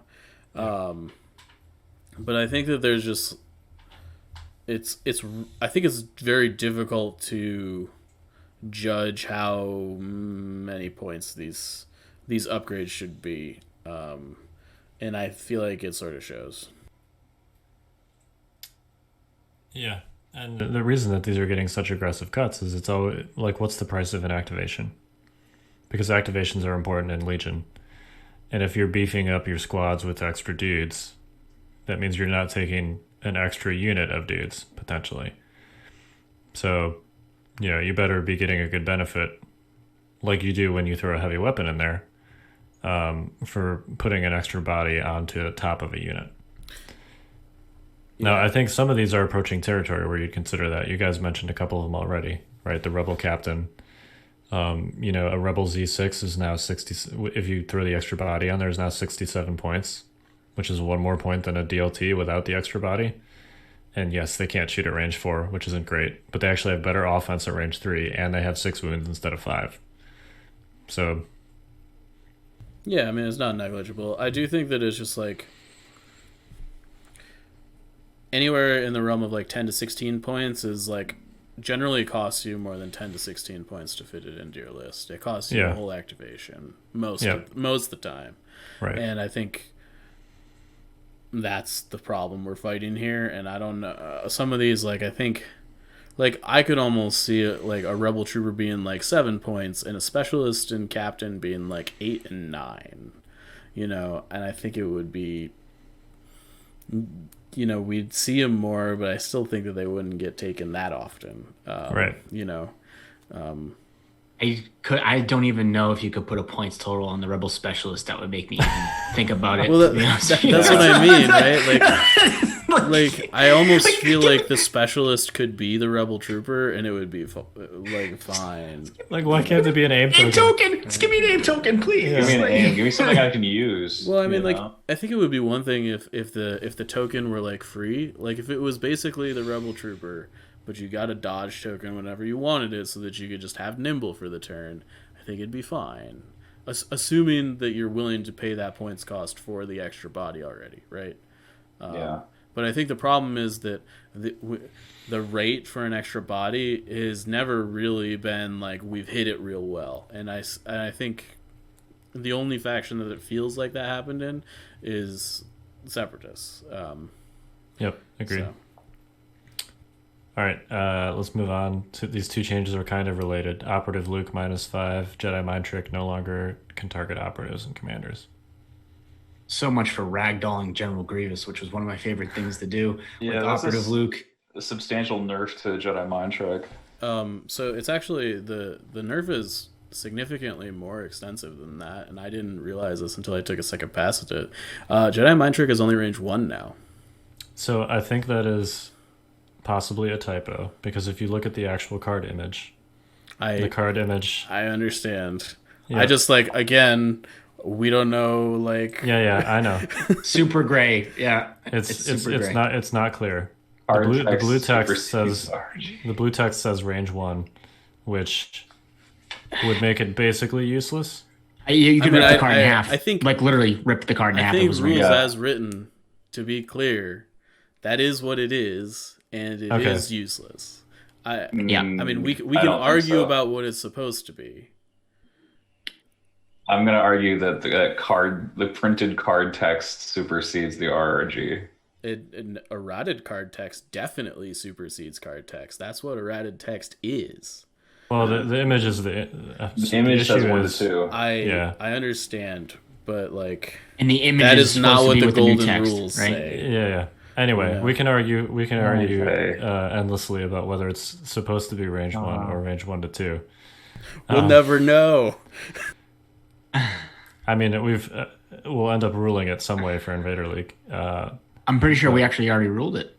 We did, but I don't think that ruling is public, so I don't want to. Yeah. But I hope you guys didn't screw that up. Yeah. I mean, it keeps getting worse than last season, so you know. Because I think this is really clear and it's not close. Well, but Invader. So Raw is one thing. But if we're running our own tournament, we do whatever we want. So I think you can look at... I take issue with that, but that's something a different conversation for a different day. Online tournaments don't matter. I think they do matter, and I think that's why we shouldn't be changing the rules. But that's, again, different conversation. I think arguably we're not, but this is a totally different conversation. So let's talk about -5. You know what? You're not playing Legion. You're just house ruling it. You're just playing your... No, never mind. All right, -5 Jedi Luke. It's really 10 points if you were already bringing reflexes, right?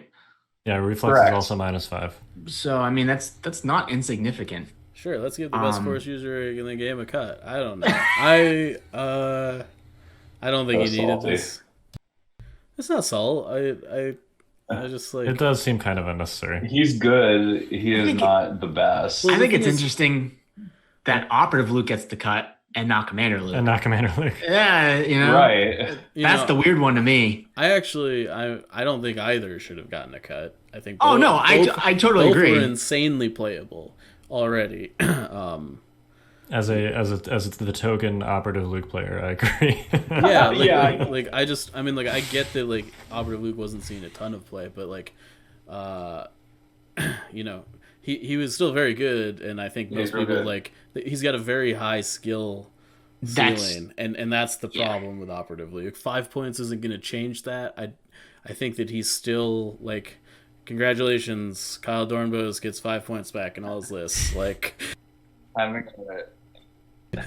just to be clear, having a 3-up save and deflect is not skill. Well, that's not really what it is. It's more about positioning and knowing when to and when not to engage. Okay, sorry, 12 activations is not skill there. I don't know. It's just things are built in. Who's salty now, David? I'm not salty at all. I'm telling you what it is. You don't want but if that was the case, then Operative Luke would have been running rampant. If that's really if that's like the hill you want to die on. Like the thing is that Op Luke wasn't being played. He wasn't, and he got a points drop. End of story. In my book. Sure, but if it was cut and dry like the way you were putting it, like then that means everyone's having a field day because you got the 5 point drop. But I think the players that are having the field day are the ones that are already playing Jedi.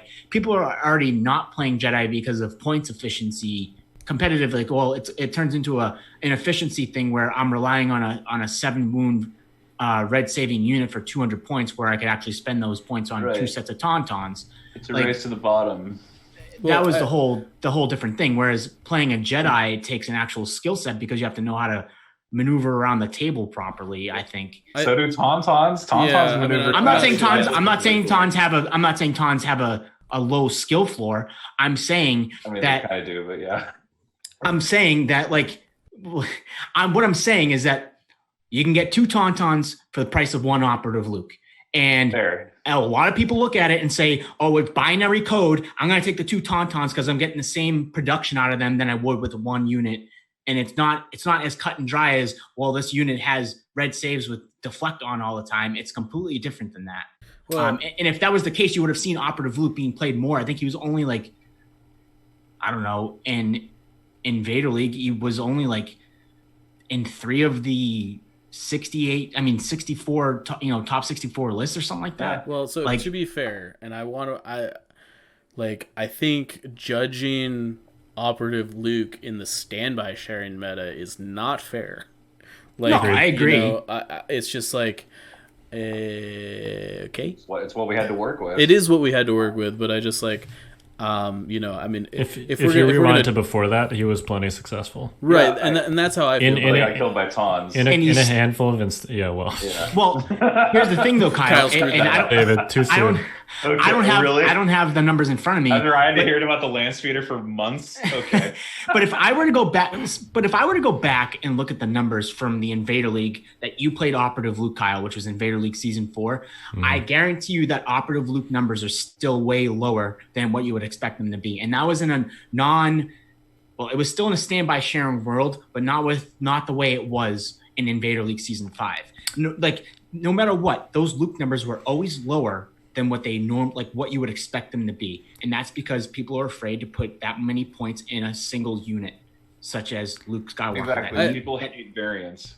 I mean, that's fair, but is Operative Luke cheaper than Dooku now? Only by 5 points, but yes. It's roughly the same cost. Because you make up for it by having cheap ass core. So yeah. Well, and Dooku's a commander. You still need to actually pick a commander. Yeah, that's the other part of this whole equation. But I think the point here is, if I can sort of round out this conversation about 5 points off Operative Luke, is that if you're an Operative Luke player, you already know that, and if you're not an Operative Luke player, you also already know that, and this is not going to move people from category A to category B or vice versa, right? It's just going to be a 5 point discount for people that were already playing Operative Luke. Can we all agree on that, at least? Yes, absolutely. Definitely. I don't think it's close. Okay. So I think that's essentially what we're all saying, which is fine. So I'm going to get 5 points off my Operative Luke, and and call it a day. I'll be excited about it. All right. I think that actually... Oh, there's one more thing to talk about. So there's this brand new command card that I've never heard of before. It's called Sabotage Communications. So what this brand new, never before seen, completely before unreleased command card does, I'm being facetious. Previously it was quite bad. This was released in the specialist pack for Rebels. But now it has been errated to essentially have a brand new effect. You can only issue one order from your command card. Your opponent can only issue one order from their command card when you play this. It's a 1-pip. Has to be an operative or special forces. Yeah, I mean, I guess if you're like trying to like get tax strike, sure. I think this is an amazing counter to tactical strike specifically. Yeah, I mean, it's just like a question of, like, so if tax strike is like dominating the meta, sure, take it. But I don't think that's gonna happen, and therefore I'm not sure this card is good. I mean, like it's, you know, I mean the issue is, yeah. Well, I was gonna say the issue is you're probably bringing a commander and an operative most of the time, anyways, and they probably have a better 1-pip than this card, and it's gonna be hard pill to swallow, right? Now, obviously, if you're bringing like, you know, Baldy McGee, and that's all you have, and you're running like this, like, can you like totally back it up? Who and what is Baldy McGee? Baldy McGee, the generic. He's just Gideon Argus is, well, I don't know if he's really technically Gideon, but if you're just bringing the generic who got a 5-point drop, right? He's down to 45. If you're bringing just the generic, I mean, well, obviously that's the only option you really have, except for I guess maybe Blast Off, because you're probably bringing R2 as well. But like, I think that you're going to see some T47 generic officer like list that brings this card, and someone's going to throw tax strike on the table, like you're saying, and then you're going to be like, well, this doesn't feel good. Notably, it's also probably good against clankers, but not as good because it's terrible against clankers. Yeah, you just give the order to fives sends another one out, and you take a 2 clanker shot anyways. Yeah, exactly. So like, obviously if the list doesn't have fives, it's good, but I mean, you're probably bringing fives in a clone list. Just to be clear, if you're running clones and you don't have fives in it, you did it wrong. Yes, you should have fives in your clone list. Yeah, it's not great against flankers. It's specifically very good against tactical strike. Decent against a handful of other cards out there. But yeah, I mean, Rebels have a lot of competition for command cards because they have so many characters that are competing for attention. So, and you can run multiple of them in a list. Like, you know, you're not taking this over Blast Off or any of Luke cards. You're not taking it over Crack Shot. You're not taking it over Explosions. So, yeah. I think there are some situations where you're going to run this and be happy about it as like a tactical strike counter. I think if tactical strike becomes like a top meta thing, you know, there's a little more bit of a conversation where you're talking about replacing 1-pips with it. But so the one place that I really could see this in is a solo. Never mind. I'm spitballing in my head. I guess like a solo Cassian list where he like infiltrates. I could see that. Yeah, I guess. But you're never really running solo Cassian. But you're not doing that. Yeah. I had a thought in my head and it broke down like halfway through me saying it. That's right. Well, are you running solo Cassian because you're running Mandalorians and Wookiees? Maybe, I don't know. I think you're running Cassian Oplu. It's really funny. I actually have a list in my builder right now that is not Opluke, but it's a unit of Mandos and a unit of Wookiees. Arguably better. I don't know. Maybe. All right. Did I miss any important Rebel changes? I don't think so. I think we got. I don't know. If we did, there's a lot of them. Yeah, if we did, there's a lot. You should tell us about it when you comment on the YouTube video that we're going to be releasing. minus 10 points to Commandos, full squad. Oh, I actually think that's you mean that unit nobody plays. Okay.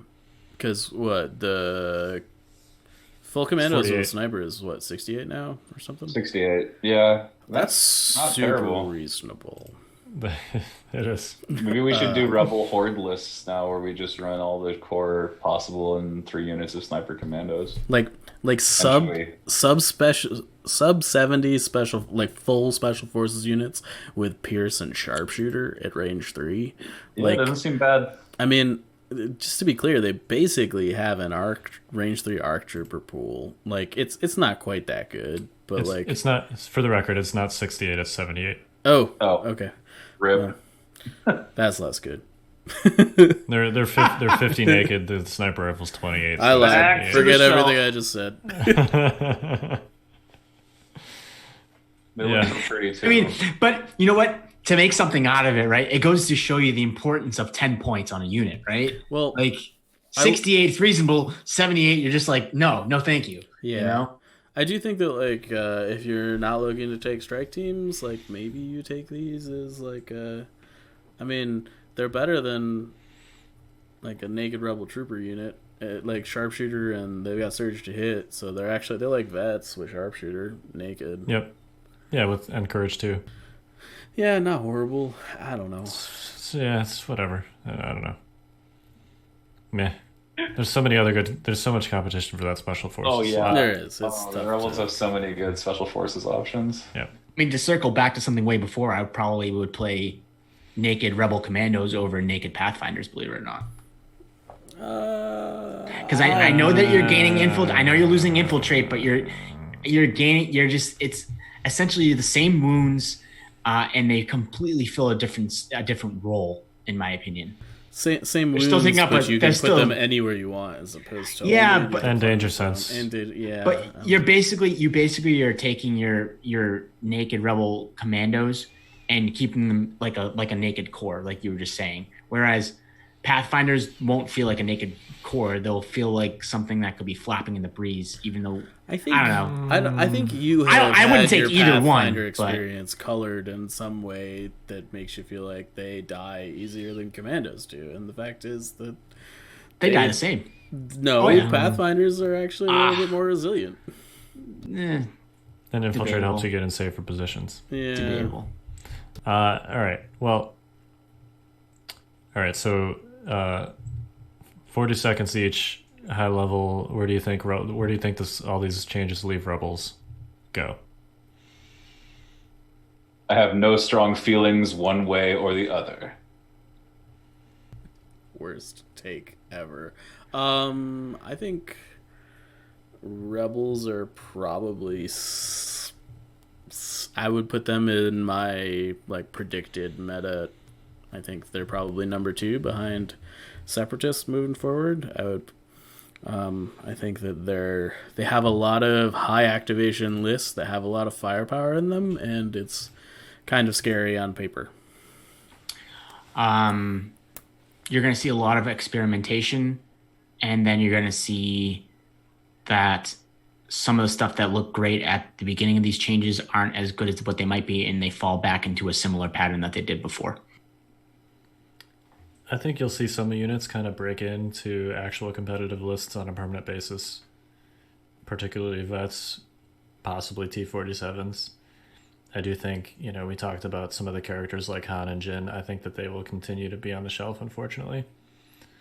But yeah, we'll see. I'm sort of excited. I do feel like it's a little bit of a... I feel like this is the most open that Rebel list building has felt probably since release. And that's exciting. So. And this is also the most open that Separatist list building has felt since release, but that's always been true, so. Wrecked. All right. Well, let's close this thing out. We've been talking for a while, and I don't think we'll have an RRG 3.0 to talk about next week, so we'll have to come up with something else to talk about. Kyle. Too soon. Too soon. You're right. I'm sorry. That was bad. All right. Well, we are the Notorious Scoundrels. I'm Kyle. I'm Mike. I'm David. I'm Zach. Stay fresh, cheese bags.